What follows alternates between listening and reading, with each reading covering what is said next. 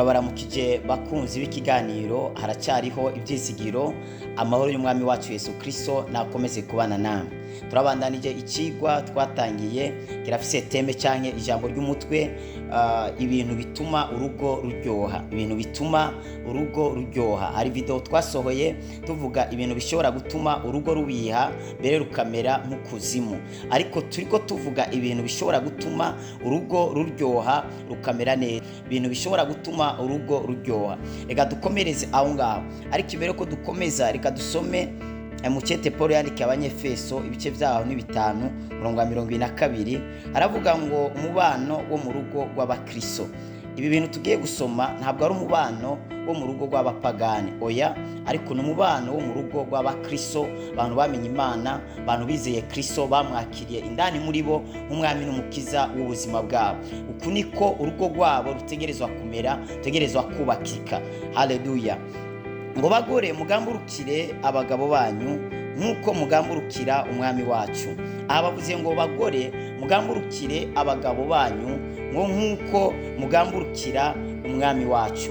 Umva, abagore bakwiriye kugamburukira cyangwa kubaha cyangwa kumvira abagabo babo nk'uko bumvira Kristo. Ubundi umugore adashobora kugamburukira, adashobora kumvira umugabo wiwe, ntashobora kumvira Kristo. Nibikunanira kugamburukira umugabo wawe, kumvira umugabo wawe, kubaha umugabo wawe, uzamenye no kubaha Imana ko bizaba bitari muri wewe.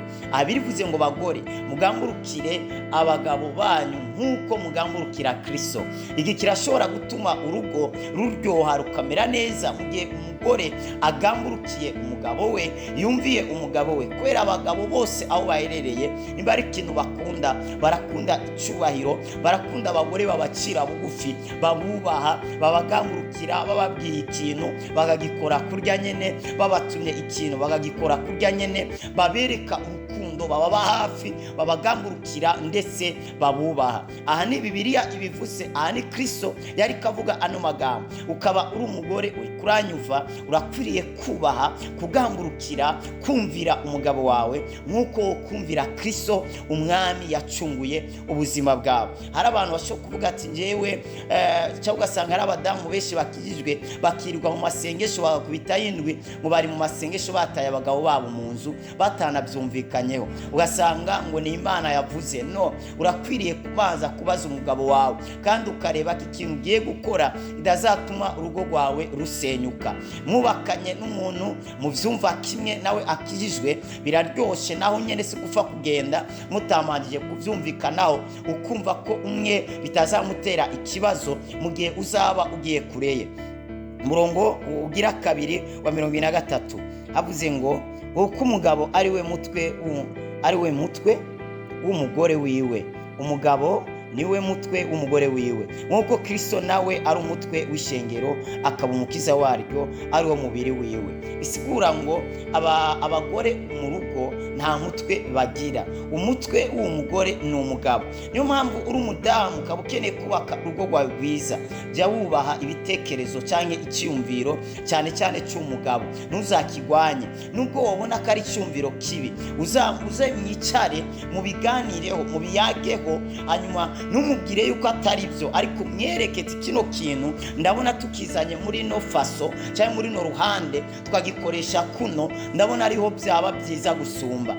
Ukabimwereka uburyo mubizanye muri urwo rundi ruhande kariho byaba byiza gusumba, akaba ari we ahitamo kuvuga ati reka dukorere muri iyo nzira. Ariko ntumwereke ko icyumviro ciwe atari cyo, ntumwereke ko icyumviro yumviriye ko mwabikora uku katari cyo, kubera n'umugwanya cyangwa ukagwanya ibitekerezo bye. Ibyo bizatuma urugo rwanyu rwama mu nduru, rwama mu ntambara. Birivuze ngo umugabo niwe mutwe w'urugo nk'uko Kristo nawe ari we mutwe w'ishengero. Murongo 24 ngariko nk'uko ishengero rigamburukira Kristo, ngaba ariko abagore bagamburukira abagabo babo muri byose, bagamburukira abagabo babo muri byose.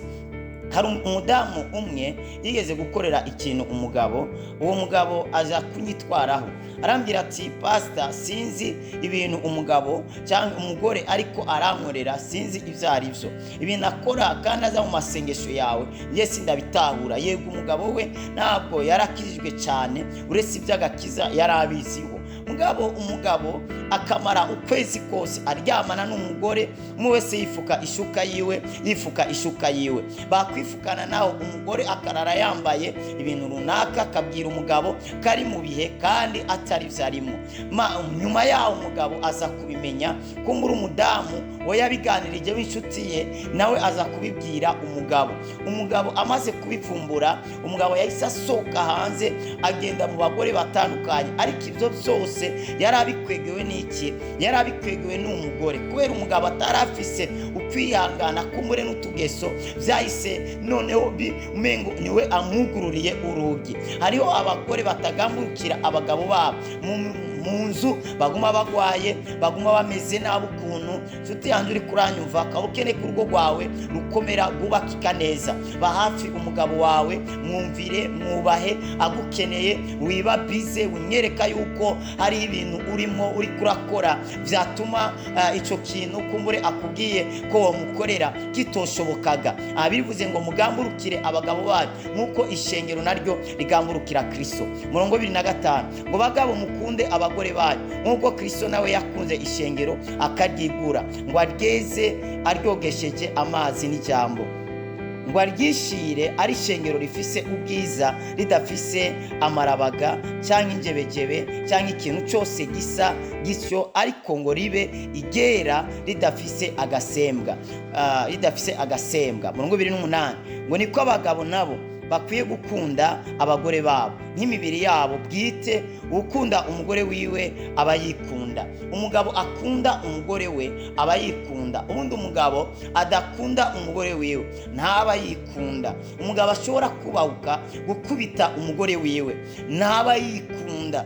Kurya umuntu adashobora kwikubita amakofe, niko umugabo adakwiriye kubahuka gukoza urushi ku mugore wiwe, kubera birivuga ngo mwabaye umubiri umwe mw'isi imwe, muri umubiri umwe, mwahindutse umubiri umwe kubera mwarahuje umubiri muca muhinduka ikintu kimwe. Rero umugabo yubahuka agatora ikibando agakubita umugore, uwo mugabo ntaba yikunda ubyiwe, aba ariko yemukira, aba ariko yigambanira. Turafise abagabo nibyo bameze, badatahura iki jambo ry'Imana rivuga, agasiga muhira ibijumbu n'ibishimbo, akagenda kwirira amanyama, akarenzaho n'amamusiteri, abandi bakarenzaho amafanta, abandi bakarenzaho n'ibindi byo kunywa bitandukanye, bakaza baturira umube ku bagore. Irasiyo yasize muhira, umudamu akirirwa mutegereje ngo barasangira ibijumbo, umugabo yashikati je nahaze, naciye kumanya arangaburira, kumbe yigiriye mi hoteli yatanze rasiyo. Hari abagabo bameze uko.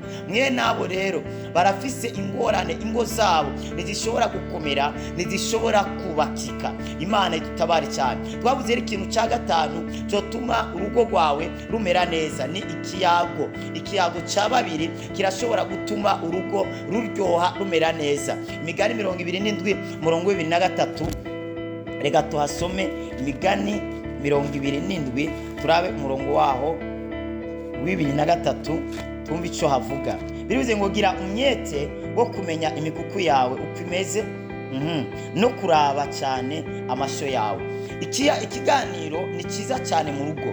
Icyatumye Eva Satani aza kumuganiriza akanamwosha kurya gucamwa Imana yari yamubujije, nuko Adamu atari hafi y'umugore wiwe na amwe ikiganiro, amwe ikiyago. Hari abantu bubatse ingo zabo, ikiyago cyahereye muri fiançailles, ariko bageze mu rugo icyo kiyago gitasubiye kongera kugaruka mu rugo. Ugasanga umugabo aheruka kuganiriza ka sheri shushu mukiri muri fiançailles, ugasanga umugore aheruka kukwita baby, aheruka kukwita honey sweet, mukiri muri fiançailles, mumaze kubaka umengo birarangiye. Kajya kantu nimukwiriye kugahagarika, nubwo amenyo yoba yashize ni byiza ko koguma risheye, ugatuma bivuga nabi, kuko kajya kantu kakaguma kajya karubaka. Nutaganiriza umugore wawe, umenye neza ko hari abandi bantu bazamuganiriza, kandi icyo kiyago kizamukurura, kimukure kuri wewe, kimujane hanze, bitume n'urugo rwawe birangira rusambutse. Wa mugore we, ha ikiganiro umugabo wawe, wa mugabo we, ha ikiganiro umugore wawe. Nukwiriye gutaha warushe, ushika uja muri dushe, uva muri dushe ugashikira ku meza, waheza gufungura no mu gitanda afise warushe, ego urafise akazi n'ibyo utahabwije, ariko gerageza umugore wawe uje umuha ikiyago, gerageza n'abana bawe uje ubaha ikiganiro.